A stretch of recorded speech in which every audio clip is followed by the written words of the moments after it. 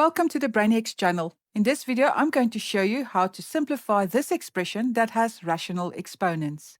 Before we start to simplify this fraction, let's see what we have. Notice that the numerator and the denominator are both made up of factors only.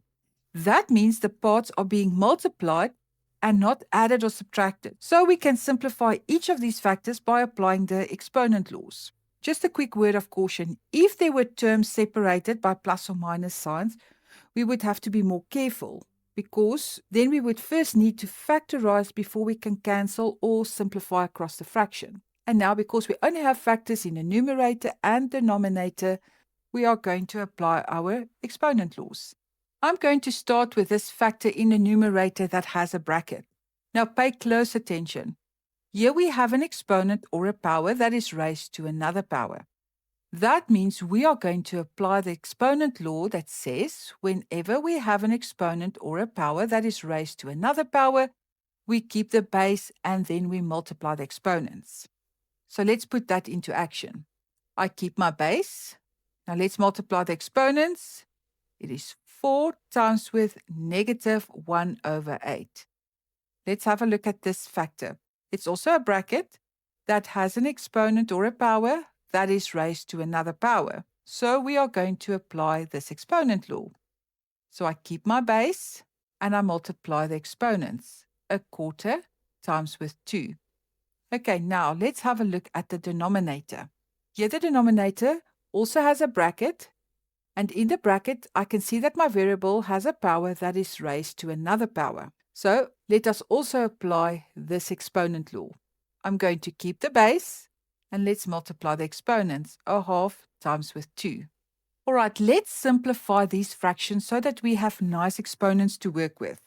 That means I'm going to start with this factor over here. So I'm going to write the base. Then 4 times with negative 1 over 8 is negative 1/2. How did I get that? Whenever you're multiplying fractions, it is top times top and bottom times bottom. So when I have to multiply 4 times negative 1 over 8, you can write your whole number as a fraction, 4 over 1. 4 times with negative 1 is negative 4, and 1 times 8 is 8. So let's simplify this, and that actually simplifies to negative 1/2. 4 divided by 4 is 1, and 8 divided by 4 is 2. Okay, so there's the negative 1/2. Now let's have a look at the next factor.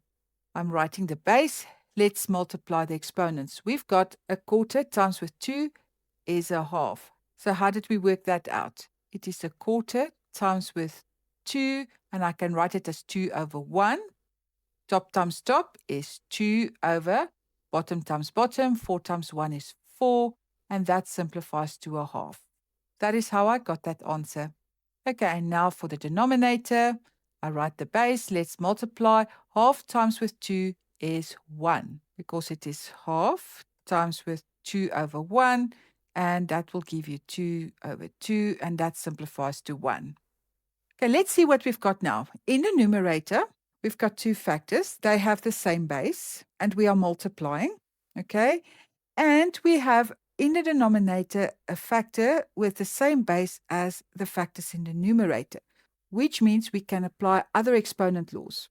One exponent law says that when we are multiplying and the bases are the same, then we keep the base and we add the exponents. The other exponent law says that when we are dividing and the bases are the same, then we keep the base and we subtract the exponents. So we are going to apply these two exponent laws to this fraction.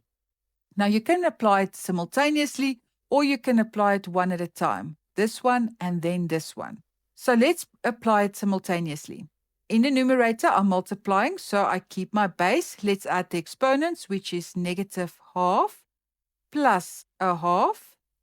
And now we are dividing as well. My bases are the same, so I can subtract the exponents, which is negative 1. Now let's simplify the exponents.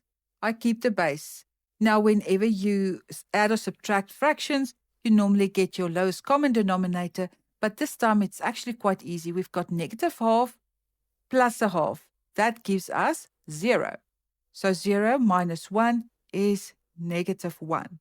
and we are never allowed to have a negative exponent for an answer. So to make this -1 positive, I have to move this to the denominator. So now I'm going to write 1 over y to the power of 1, but we don't write the 1. Now, if it is difficult for you to apply both these exponent laws simultaneously, you may first apply the exponent law to the numerator only. So let me show you how.